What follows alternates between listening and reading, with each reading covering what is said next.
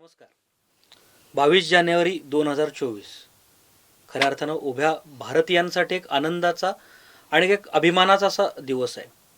परंतु आपल्या सगळ्यांपेक्षा ज्या प्रत्यक्ष कारसेवकांनी 6 डिसेंबर 1992ला कारसेवा करून बाबरी ढाच्याचं उत्थापन केलं आणि आज त्या सर्व कारसेवकांच्या बलिदानानं असेल, त्यांच्या प्रयत्नातून असेल, आज आपण याची देही याची डोळा 22 जानेवारी 2024 रोजी अयोध्येमध्ये प्रभू श्रीरामचंद्रांचं एक भव्य असं मंदिर होताना पाहत आहोत. आज याच सगळ्या विषयांची चर्चा करण्यासाठी या प्रत्यक्ष 1992 असेल आणि 1989 असेल या दोन्ही कारसेवासाठी उपस्थित असणारे का प्रत्यक्ष कारसेवा केलेले कारसेवक श्री सुधीरजी काळकर आपल्यामध्ये उपस्थित आहेत. सुधीरजी, तुमचं खूप खूप स्वागत. नमस्कार. सुधीरजींचा परिचय करून द्यायचा म्हणजे ते संघाचे स्वयंसेवक आहेत. त्याच पद्धतीतून स्वतःचा एक इंडस्ट्रियल ऑटोमेशनचा एक मोठा असा व्यवसाय ते करतात. त्याच पद्धतीतून मूळचे मुंबईचे स्वयंसेवक आहेत. आता पुण्यामध्ये नांदेड सिटीमध्ये त्यांचं वास्तव्य आहे. पुण्यामधील स्वानंद जनकल्याण प्रतिष्ठान या संस्थेचे अध्यक्ष म्हणून सुधीरजी काम पाहतात. याच पद्धतीतून क्षिप्र मंडळी ही जी आपली पुण्यामधील नामवंत अशी जी शिक्षण संस्था आहे त्या संस्थेचे कार्यकारी मंडळामध्ये सुद्धा सुधीरजी काम पाहत असतात. याहीपेक्षा मुंबईमध्ये अस्मिता फाउंडेशन याही संस्थेवर सुधीरजी कार्यकारी मंडळामध्ये काम करतात. असं समाजामधील सर्व स्तरामध्ये काम केलेले सुधीरजी आज खरं तर तुमची ओळख एक कारसेवक म्हणूनच करून द्यायला मला आवडेल. तर सुधीरजी, आज खऱ्या अर्थानं 22 जानेवारी 2024 हा जे तुम्ही सगळ्यांनी प्रत्यक्ष जे स्वप्न बघितलं होतं किंवा गेल्या 3-4 दशकांपासून सर्व हिंदू समाजानं बघितलेलं स्वप्न होतं, ते आज स्वप्न प्रत्यक्षात उतरत आहे. तुमच्या स्वतःच्या भावना काय आहेत आजच्या?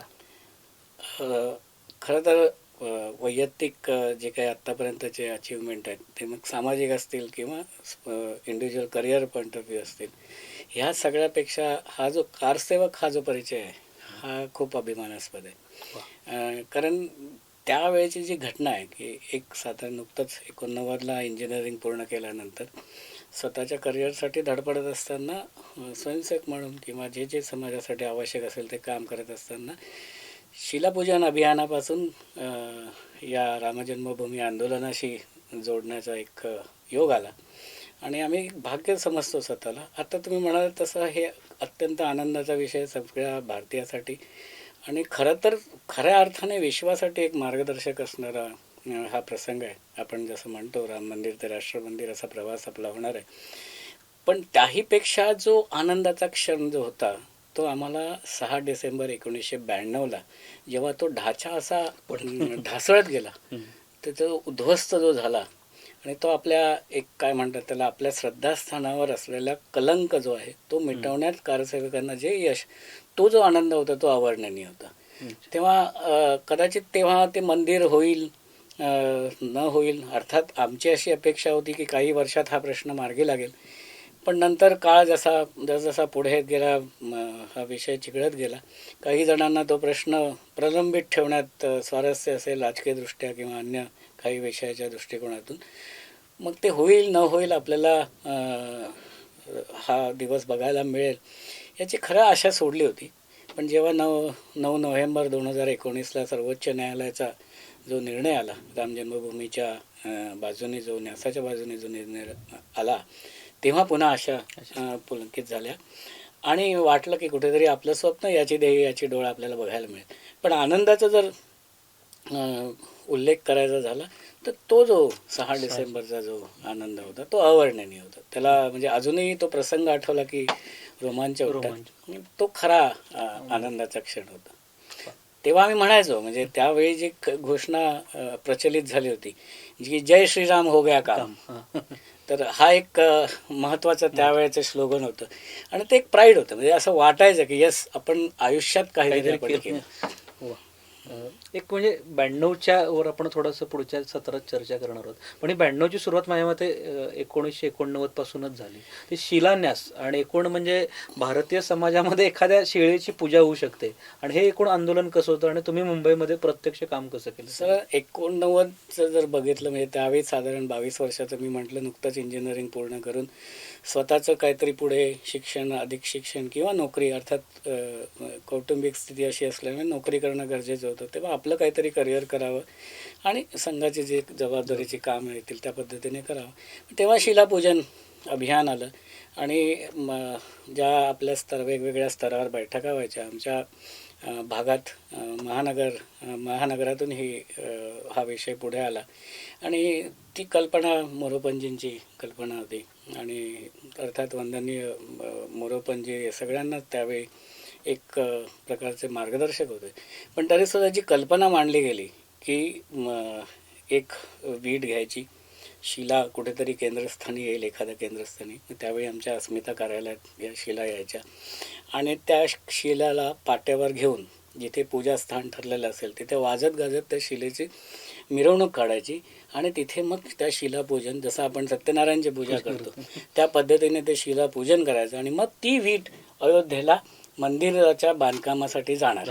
अशा प्रकारचं आव्हान लोकांना केलं गेलं. अर्थात आम्ही अशा ठिकाणी राहायचो की साधारणतः अवतीभोवतीची वस्ती जी होती ती त्याला त्या काळात सुशिक्षित म्हणू आपण, सुसंस्कृत म्हणू, अशा पद्धतीची वस्ती होती. तिथे अशा प्रकारचं अभियान करायचं म्हणजे दगडावर डोकं आपटायचं असं काम असेल. पण तरीसुद्धा एकदा आता पूजनीय सरसंघचालकांचं मध्ये एक 3 दिवसाचं जे मार्गदर्शन दिल्लीमध्ये जे झालं तेव्हा त्यांना एक प्रश्न विचारला होता की तुम्ही हुकुमशाही आहे का. तेव्हा त्यांनी एक सांगितलं होतं की असतं सूचना के बाद सोचना नाही, पण त्या सूचनेपूर्वी जे सूचना होतं तर तोही आम्हालाही विश्वास होता. कुठेतरी एक अस्वस्थता होती, हे काय तरुण वय होतं, पाटावर वीट न्यायची, मग अवतीभोवती कोण आपल्याला बघेल, आपल्याला लोक हसतील, अरे हा काय करतो, म्हणजे हास्यास्पद लोक हसतील आपल्याला, मग हे कसं करायचं आणि आपण केल्याशिवाय लोक फॉलो करणार. त्यामुळे तीही एक अडचणीचा विषय होता. पण जसजसं या विषयाला धरून वेगवेगळ्या बैठका होत गेल्या, वेगवेगळे उपक्रम केले गेले, वेगवेगळ्या चौकसभा झाल्या, ज्याला कॉर्नर मीटिंग, आणि परिवार एकत्र आला. परिवार क्षेत्रातले सगळे कार्यकर्ते विश्व हिंदू परिषदेच्या नेतृत्वाखाली ह्या शिलापूजन अभियान आम्ही सुरू केलं आणि जिथे एकही पूजा होणार नाही अशा वस्तीमध्ये आम्ही जवळजवळ 7 पूजनाचे कार्यक्रम केले.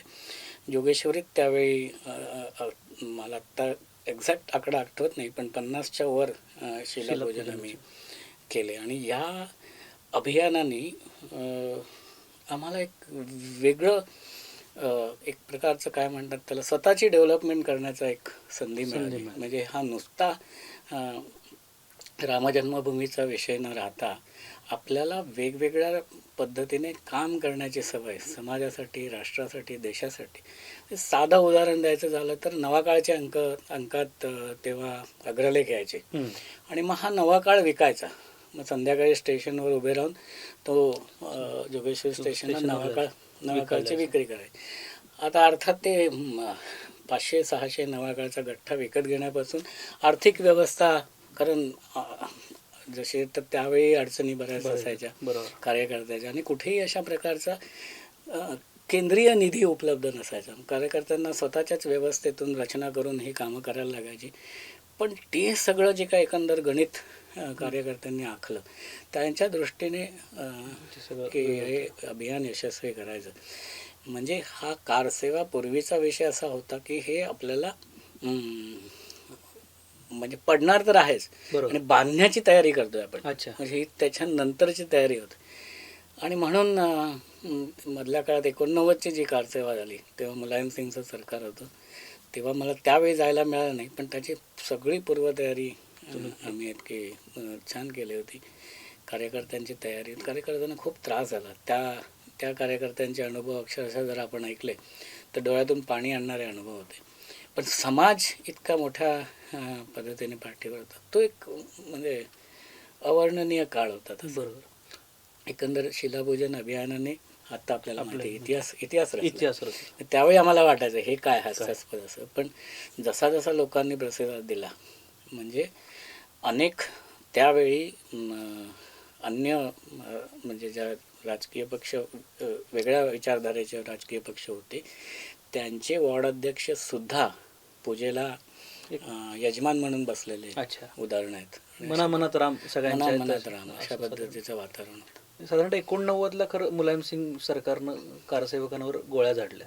मग ते थोडंसं भयभीत वातावरण काही झालं का, म्हणजे कोण हा सगळा थोडंसं भयभीत कसं असतं आपल्या सगळ्या ज्यांना ज्या कार्यकर्त्यांना सामाजिक आंदोलनाचा अनुभव आहे किंवा त्यांना माहिती आहे, जिथे प्रतिकूलता असते ना तिथे कार्यकर्ते अधिक काय म्हणतात त्याला, जोमानं काम करतात किंवा पेटून उठतात, ज्याला आपण बोली भाषेतला शब्दप्रयोग केला तर ही जी मानसिकता होती ती अधिक प्रबळ झाली. अच्छा. अर्थात दुर्दैवाने ज्यांचं त्यात कोठारी बंधूंचं बलिदान झालं ते व्हायला नको होतं, पण ज्यांना काही जण जखमी झाले, पण तो जर भाग सोडला तर त्या आंदोलनाने एक ठिणगी ज्याला असं म्हणतात, त्या आंदोलनाची दिशा अधिक प्रखर झाली. आणि आता हे आपल्याला करायचं. त्यामुळे त्या शिलापूजन अभियानात अनेकांना जोडून घेण्यात आपल्याला यश आलं.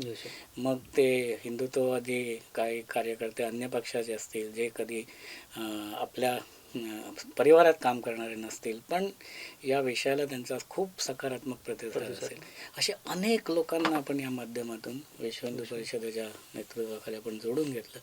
नगरानगरात ही रचना खूप चांगल्या पद्धतीने लागली. त्याचा फायदा झाला असं नाही म्हणता येणार, पण 90च्या एकंदर त्या घटनेने थोडं तरुणांमध्ये एक वेगळा जोश करायचं. आता हे सोडायचं नाही. कदाचित मुलायमसिंगनी त्यावेळेला तो निर्णय घेतला नसता, कदाचित 92चे 94 झाले असते. 94 झाले असते. त्याला थोडंसं डायल्यूट झालं असतं आंदोलन, पण ते प्रखरता जी आहे ती 90 जास्त झाली. त्याच्यानंतर मग हे तर तसं चालू होतं. 92ला प्रत्यक्ष डिसेंबर असं नियोजन आलं. आता सगळ्यांना जो इंटरेस्ट आहे, का तुम्ही म्हणला की आनंदाचा क्षण म्हणजे बाबरी ढाचा पडला, तर तो साधारणतः 2 दिवसाचं तिथलं शिबिर आणि ती काय रचना होती का तुम्हाला, म्हणजे आता प्रत्यक्ष प्रश्न विचारायचा म्हणजे की खरंच सांगून नेलं होतं का की हे आपल्याला ढाचा पाडायचा आहे? ते काय निरोप आले होते किंवा कशी रचना झाली? एकदा सगळ्यांचा महत्त्वाचा इंटरेस्टचा भाग म्हणजे बाबरी ढाचा पडला कसा?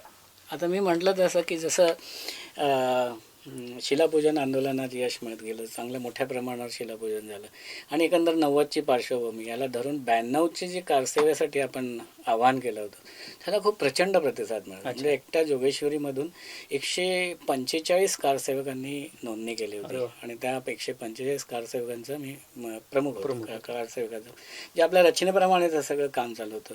आणि आम्हाला मुंबईतून जायला, मला आत्ता आठवत नाही, साधारण 2 तारखेची 2 डिसेंबरची एक विशेष गाडी कारसेवकांसाठी एक्सक्लुझिव्ह. आता ही विशेष का असते तर त्याच्यात एक पॉलिटिकल कॉम्प्रोमाइज असू शकतं किंवा मग ती गाडी तिथे न पोचू देता आयसोलेट करायला सोपं, रचनेसाठी सोपं जातं, त्यामुळे तसं असेल. पण आम्हाला प्रत्येकाला एक नगराची ती बोगी, तिथे व्यवस्था, आमचे सगळे जोगेश्वरी नगरातले कारसेवक एकत्र, अशा पद्धतीने ती रचना आली होती. आणि बडोदा स्टेशनला आम्हाला मी म्हटलं तसं ती काही काळ साईडला बाजूला काढले होते. तिथून आम्हाला असं वाटलं की आता आपल्याला इथेच अयोध्येला इथेच सरेंडर व्हायला लागेल. पण परत ते चर्चा अमुक तमुक किंवा कुठल्याही पद्धतीने तिथे कुठेही गोंधळ होणार नाही, कारसेवक प्रतिकात्मक कारसेवा करून परत येतील आणि स्टेटस को मेंटेन राहील, जो कोर्टाचा आदेश होता किंवा त्यावेळेच्या सरकारचं, तत्कालीन सरकारचा आग्रह होता, तशा पद्धतीने काम होईल, अशा पद्धतीचं निगोशिएशन ज्याला म्हणतात, पॉलिटिकल निगोशिएशन सुरू होतं. त्यावेळी अग्रणी जे नेते होते भारतीय जनता पक्षाच्या वतीने, प्रमोद महाजन असतील, लालकृष्ण अडवाणी असतील, मुरली मनोहर जोशी असतील, या सगळ्यांचं जे काय चालू होतं आणि परत आपला अधिकारी वर्ग जो विश्व हिंदू परिषदेचा त्या काळातला होता, त्यांच्या सगळ्यांचे तसे डिस्कशन्स वगैरे सुरू होते. म्हणून परत बडोद्याहून जेव्हा गाडी हल्ली तेव्हा आम्हाला वाटलं की आपल्याला अयोध्यापर्यंत पोचता येईल. तिथे गेल्यावर काय होईल माहिती नव्हतं, पण पोचल्यावर असं लक्षात आलं की साधारणतः 5 लाख कारसेवक तिथे पोचले होते, काही पोचत होते. आणि ह्यांची व्यवस्था म्हणजे सुरुवातीला ते प्रांतशहा रचना केली होती, महाराष्ट्र प्रांत. तेव्हा महाराष्ट्र आपल्या त्या संघाच्या रचनेप्रमाणे असा त्याच्यात वेगळा नव्हता, शासकीय महाराष्ट्र प्रांताची अशी एक वेगळी रचना होती.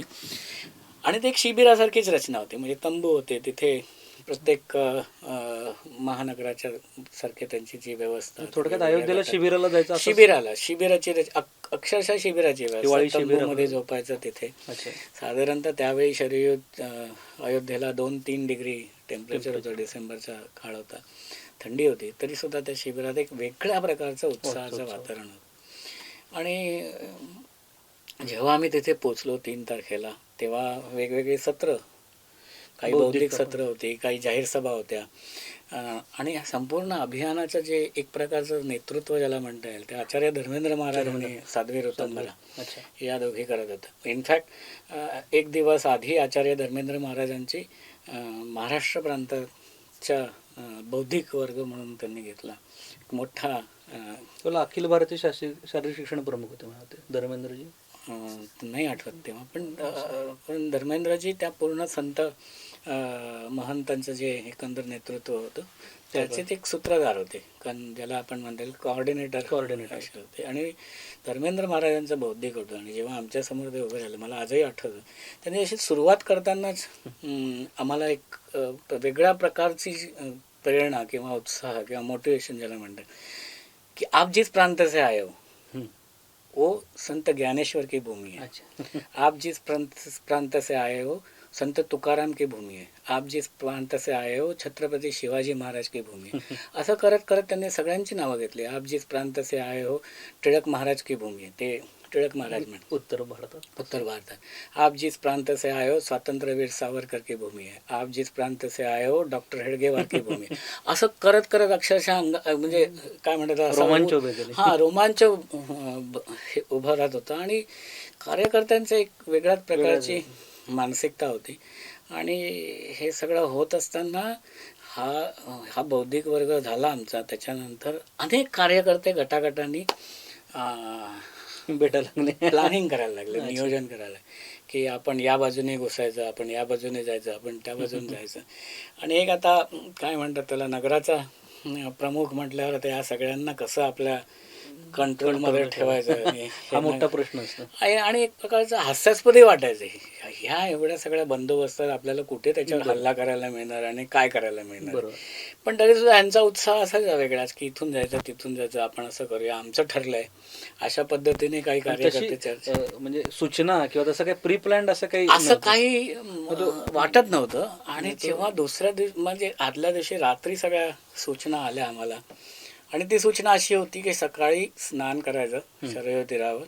कारसेवेचं जे त्यांनी त्याला प्रोटोकॉल किंवा SOP ज्याला म्हणतात, ते त्यांनी सांगितलं की सकाळी स्नान करायचं. स्नान केल्यानंतर कार्यकर्त्यांनी शरयू तीरावरची मुठभर रेती वाळू घेऊन हातात ठेवायची. आणि जसं जसं एकेकाने तिथे मंदिरासमोर रामलल्लाच्या समोर तिथे जो त्यांनी चौथरा बांधलाय तिथे त्याचं समर्पण करायचं. ती वाळू तिथे सोडायची आणि प्रतिकात्मक कारसेवा आपण करणार. सकाळी स्नान झालं, मी म्हटलं तसं 2-2.5 डिग्री टेम्परेचरला आम्ही 3-3:30 वाजता पहाटे स्नान करून रांगेत आपला नंबर लवकर लागेल, तरीसुद्धा अनेक लोक आधीच पुढे होते. आणि मग मध्ये सभास्थान असं होतं, मध्ये सभास्थान होतं. आणि त्यांनी जी एकंदर रचना केली होती माईक्स आणि याची सगळी स्पीकर्सची, ती तिथपासून ते संपूर्ण अयोध्या स्टेशनपासून सगळ्या शिबिरापर्यंत जशी पोचेल, म्हणजे एक सूचना केंद्रस्थानावरून गेली की संपूर्ण शेवटपर्यंत ऐकू येईल अशी सगळी रचना केली होती. खूप चांगल्या पद्धतीने ती सगळी रचना होती. आणि त्यामुळे त्या सगळ्या सूचना याच्यावर येत होत्या की एकेकाने इतर रांगेत जायचं. आणि प्रतिकात्मक कारसेवा हा कुठेतरी खटकला. एक स्वयंसेवक, एक कार्यकर्ता किंवा एक कारसेवक म्हणून तो खटकणार आहोत, तो पटलेला नव्हता. पण तरी सुद्धा सूचना के बाद सूचना नाही, हे जे डोक्यात बसलं होतं. आम्ही सगळे बसलो होतो, हे सगळे असं चालू होतं. आणि बराच वेळ ह्या सगळ्या प्रोसेसमध्ये जात होता.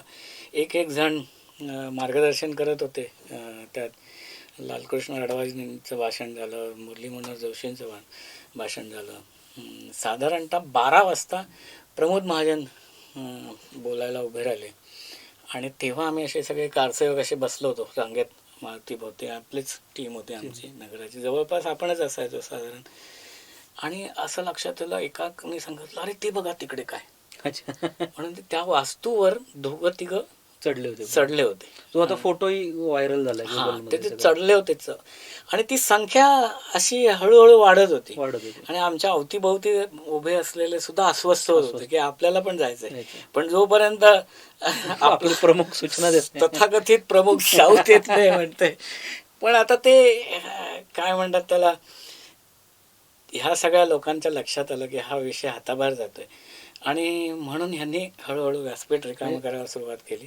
व्यासपीठाचा ताबा आचार्य धर्मेंद्र महाराजांनी घेतला आणि वास्तूजवळ साध्वी ऋतंबरा स्वतः उभ्या राहिल्या. अच्छा. तिथे त्या स्वतः तिथे पोहोचल्या. आता तो आपण म्हणा हे प्री प्लॅन्ड होतं का, तर माहित नाही. हे म्हणजे तो उत्साहच होता सगळ्या तो लोकांचा. उत्साहच होता आणि तो एक मॉब सायकोलॉजी Mob जशी म्हणतात psychology. त्याला, तसं होतं. ॲट द सेम टाइम त्याला कोणी विरोध केला नाही. हा.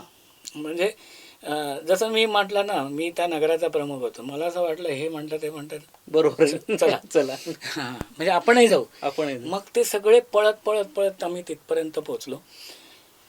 पण एकंदर रचना अशी होती की त्या वास्तूभोवती राजस्थानच्या महिला ज्या आहेत अच्छा. ह्या मोठ्या प्रमाणावर ह्या पुढच्या भागात होत्या, मंदिराच्या पुढच्या भागावरून, आणि अन्य ठिकाणाहून पण अशा पद्धतीचे सर्क्युलर रचना त्या मंदिराभोवती अन्य प्रांतातल्या महिला वगैरे अशा सगळी रचना होती. आणि एक एक एक एक असं करत करत अक्षरशः गुळाला मुंगळे चिटकतात तसे तसे सगळे. कार्यकर्ते, सगळे कारसेवक त्या वास्तूला बिलगले होते. अक्षर कोणी दगडाने लोखंड तोडत होतं, कोणी वेटेने आणखीन कुठलं बांधकाम तोडायचा प्रयत्न करत होता. एखाद्याच्या हाती काहीतरी तीक्ष्ण दगड लागला किंवा मोठा दगड लागला तर तो एकमेकांना देव करत होता की हे पुण्य तुला पण लावेल, हे घे असं. हां, मी पण म्हणत होतो, अरे मला दे, मला तोडायचं आहे असं करत. पण त्या एक वेगळंच काय म्हणतात त्याला, इलेक्ट्रिकल एन्व्हायरमेंट होतं ते. ती एनर्जी तुफान होती.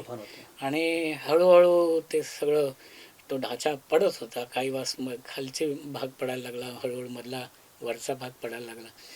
त्या ज्या महिला होत्या, मला अजूनही ते चित्र डोळ्यापुढे असं उभं राहतं, अरे मेरे लाल, मेरे बच्चो, अपने आप को संभालो, कोई ऐसी दुर्घटना नहीं होने चाहिए. त्या साध्वी ऋतंबरा पण ओरडून ओरडून सांगत होत्या कि मैं तुम्हें विनती करती हूँ कि अपने आप को संभालो, ऐसा कुछ हो ना जाए कि अपने को कुछ होगा.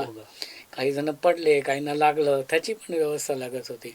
असं सगळं चालू होतं. हां, करत करत हे 7 ते या सगळ्यामध्ये कुठेही प्री प्लॅन वाटत नाही. तुम्ही जे आता सांगताय त्याच्यामध्ये बाबा कुदळ आले, फावडे आले, असं नाही, काही दगडांनी पाडलेली दगडाने पाडलेली किंवा हातानं जे सापडेल किंवा कदाचित काही ठिकाणी काही लोकांना अशी काही मिळाली असतील, कारण बांधकाम चालू होतं, चौथऱ्याचं बांधकाम चालू होतं. त्यामुळे अशा काही वस्तू मिळाल्या असतील तोडफोड करायला, रॉड बीड असं. पण त्या सिलेक्टेड लोकांच्या हाती लागलेल्या होत्या. त्यामुळे ते सगळं तोडफोड होत होती. पण मी म्हटलं तसं की कोणी त्याला विरोधही केला नाही.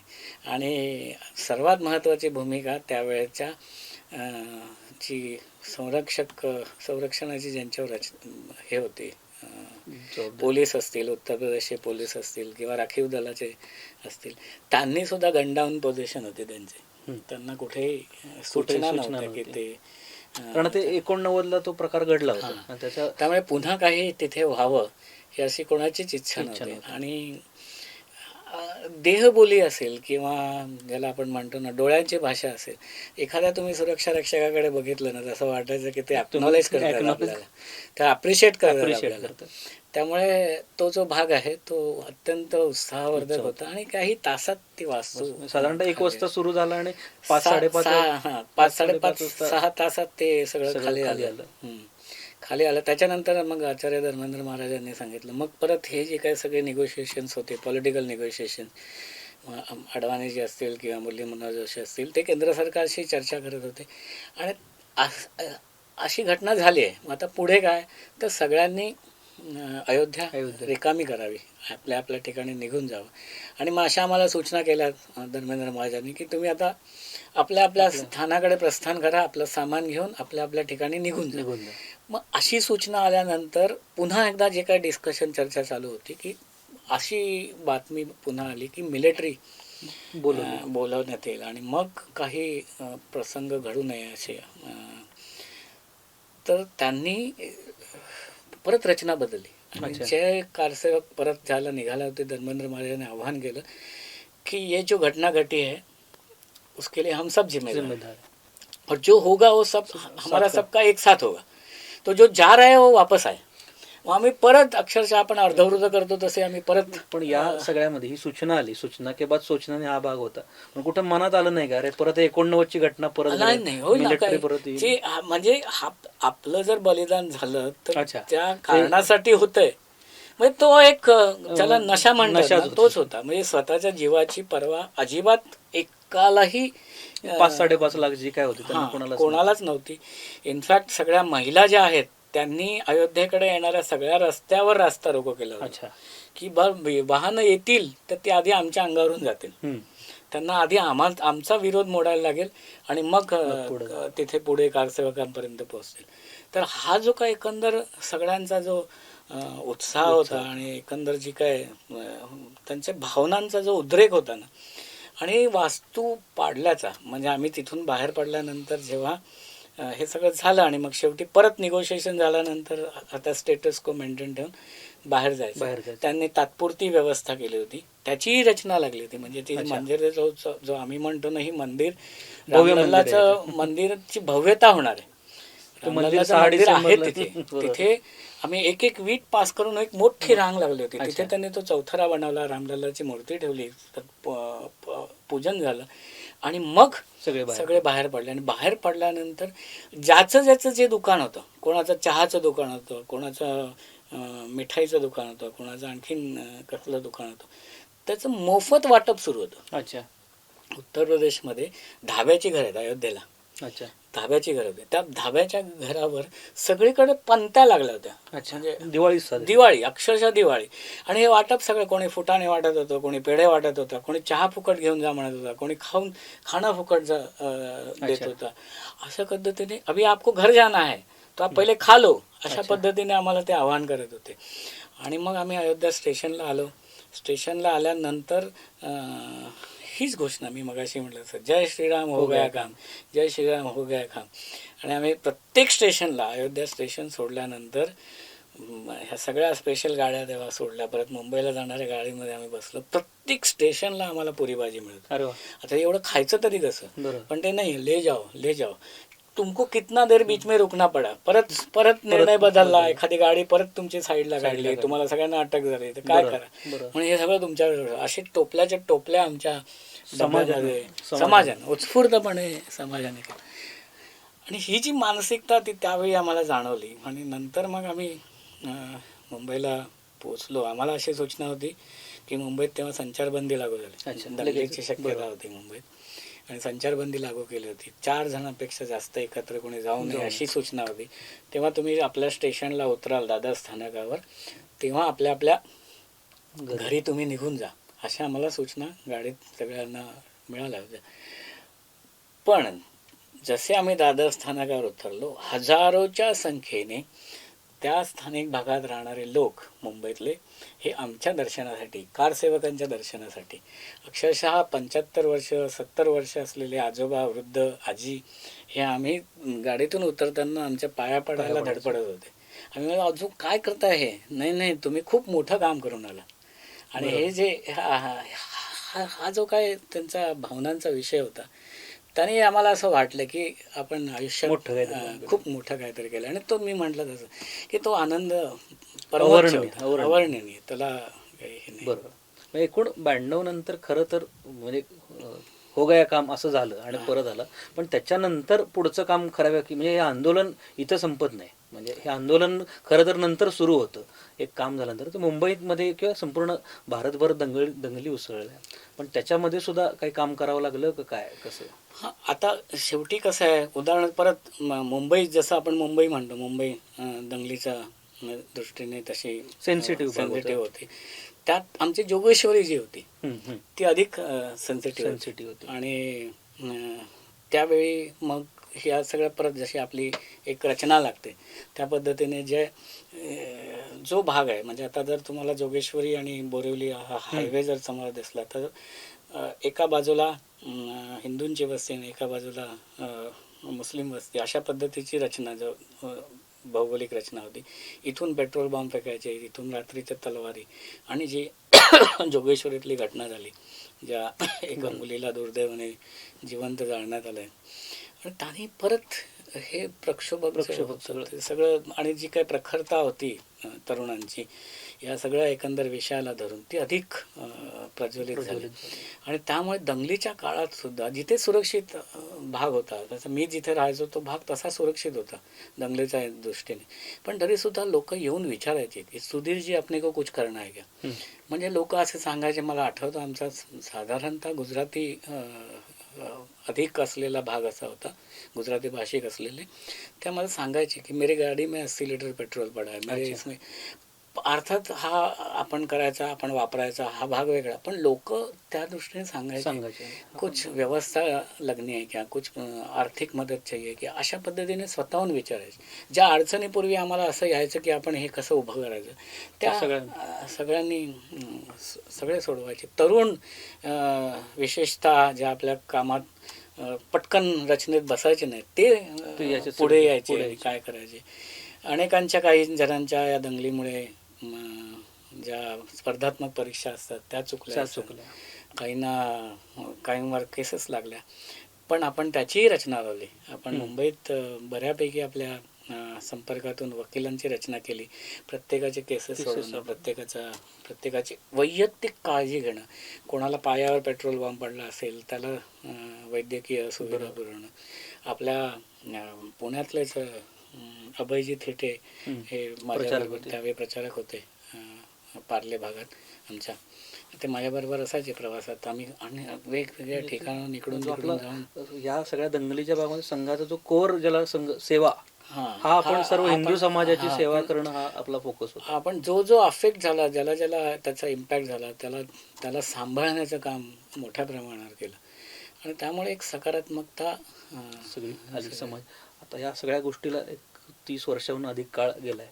खरं जे 6 डिसेंबरला तुम्ही मगाशी म्हणलात की मंदिर तर ते 6 डिसेंबरला 92लाच बांधून झाले, आता ते भव्य होते, पण हे भव्य राम मंदिर आता होतंय. म्हणजे तुम्ही त्याचा एक भाग होता की अडवाणी जी असतील, मुरली मनोहर जोशी असतील, यांनी त्याच्यासाठी एक मोठी रचना लावली, एक त्याचं शीर्षत्व, नेतृत्व या लोकांनी केलं. तुम्हाला आज एक कारसेवक म्हणून हे भव्य राम मंदिर होताना आज परत एकदा या म्हणजे मुलाखतीचा किंवा आजच्या सेशनचा शेवट करताना काय मनामध्ये परत एकदा भावना आहेत की एक आपण खूप मोठा सकारात्मक मेसेज देतो. म्हणजे आपण कदाचित काही वर्ष गेली असतील, पण आपण जे काम हातात घेतो, म्हणजे मंदिर वही बनाय हा जो भाग आहे, आणि त्याची चेष्टाही झाली, लोकांनी चेष्टा केली, तारीख नाही बताएंगे असंही लोकांनी त्याची. पण जे आपण हातात एखादा विषय घेतल्यानंतर तो पूर्णत्वाला तडीस नेतो, आणि एक वेगळा मेसेज, म्हणजे जगासमोर आपण वेगळं, ही भव्यता कशासाठी, म्हणजे एखादं छोटं मंदिर चाललं असतं, पण हे भव्यता कशासाठी, तर एक राष्ट्रीय भावनेचं एक प्रतीक होणार आहे ते, आणि त्याचा एक कम्युनिकेट जो होतो ना मेसेज जगाला, तो आपण कम्युनिकेट करणार आहोत की ही जी ताकद आहे आपल्या संस्कृतीची, आपल्या परंपरेची, आणि ही जसं म्हणतं वसुदैव कुटुंबकम ही आपली संकल्पना आहे. माऊलींनीच आपल्याला अनेक वर्षापूर्वी सांगितलं की विश्वकल्याणाची आपण हे करतो, आणि ती मार्गदर्शक आपलं होणार आहे. आणि म्हणून पण इथून पुढे एक कार्यसेवक म्हणून किंवा एक कार्यकर्ता म्हणून अजूनही म्हणजे एखाद्या बैठकीत मी म्हटलं जसं की अनेक काही जण उल्लेख करतात की ना भूतो ना भविष्य, तसं नाही. हे ना भूतो ठीक आहे, हे झालं नाही आजवर, आत्ता होतं आहे, पण अजून बाकी आहेत. आपल्याला श्रीकृष्ण जन्मभूमी मोठ्या प्रमाणावर पुन्हा प्रस्थापित करायचे. काशी आत्ताच आपण वेगळं स्वरूप दिलेलं आहे, पण अजूनही त्याची भव्यता वाढवायची. जे काय आत्ता सर्वेक्षण सुरू आहे त्यातून सकारात्मक फीडबॅक येत आहेत, इनपुट यायला लागलेले आहेत, आपल्याला त्याचं एक चित्र दिसायला लागलं, आणि येत्या काही काळात, काही वर्षात हे सगळं मोठं परिवर्तन आपल्याला दिसेल, आणि एक चांगला संदेश आपण समाजाला देणार आहोत समाजात. आणि म्हणून जास्तीत जास्त संख्येने आपल्याला लोकांना या अभियानात कसं सहभागी करून घेता येईल की हे माझं आहे, माझं मंदिर आहे, ही जर भावना आपल्याला देता आली लोकांना, तर एक वेगळा देश आपण, बाकीच्या सगळ्या बाबतीत आपली प्रगती तर होतेच आहे. म्हणजे आपलं आर्थिक प्रगती जी आहे किंवा औद्योगिक प्रगती जी आहे, टेक्नॉलॉजीमध्ये आपला ट्रेंड जो आहे, हे सगळं आपला आता पॉझिटिव्ह ट्रेंड आहे. त्यामुळे ही जी काही आपले राहिलेले विषय आहेत संस्कृती आणि परंपरेच्या दृष्टिकोनातून, हेही एकत्रित आले तर मग राम मंदिर ते राष्ट्र मंदिर हा जो आपला जो संकल्प आहे तोही पूर्णत्वाला जाईल असं चित्र आहे. खूप छान. म्हणजे गेले आपण एक अर्धा पाऊण तास चर्चा करतोय आणि प्रत्यक्ष तुम्ही जे सांगितलं, जे काही अयोध्येला घडलं ते ऐकून आत्ताही डोळ्यात पाणी येतंय आणि रोमांच उभं राहतात. तर खूप चांगलं आहे, तुम्ही खूप चांगल्या पद्धतीनं हे सगळं कम्युनिकेट केलं. हा असं बरेच येतात. आता हा विषय म्हणजे केवळ अयोध्येला 6 डिसेंबरचा दिवस अयोध्येत हा एक तासाभराचा चर्चेचा विषय होऊ शकतो, पण ते जे वातावरण होतं ते भारून आणि टाकलं. सर्वात महत्त्वाचं म्हणजे की एक नागरिक म्हणून, एक कार्यकर्ता म्हणून किंवा ह्या कारसेवा आंदोलनाने आम्हाला जे घडवलं हां. त्याला कुठलंही मला वाटतं मॅनेजमेंट प्रोग्राम किंवा लिडरशिप प्रोग्राम ह्याने घडवतं. साधं म्हणजे उदाहरणार्थ वक्तृत्व म्हणजे विषय मांडायचा हे आम्हाला शिलापूजनात आम्हाला शिकावं लागलं. कारण चौकसभा घ्यायच्या म्हटल्यावर विषय कोण मांडणार, मग आपल्यालाच एखादा स्टूल खेचून मग उभं राहायचं. तेव्हा विद्यार्थी परिषदेचे कार्यकर्ते ह्यात ॲक्टिव्ह असायचे, पण असं वाटायचं की अरे हे कमी पडेल, मग आपल्याला विषय मांडायला यायला पाहिजे. मग वाचन वाढवायचं, मग अभ्यास करायचा, मग बोलायला शिकायचं, मग हातपाय कापायचे, पण नाही आपल्याला स्थिर उभं राहायचं. हास्यास्पद होता कामा नाही, कारण आपण राम जन्मभूमीसारखा विषय मांडतो.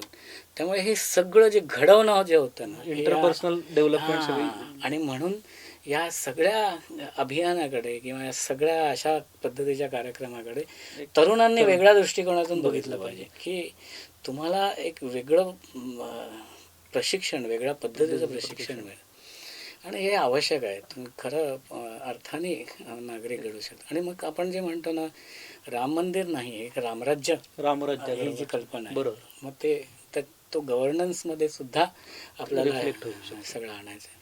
खूप छान. तर आपण सगळ्यांनी चर्चा ऐकली.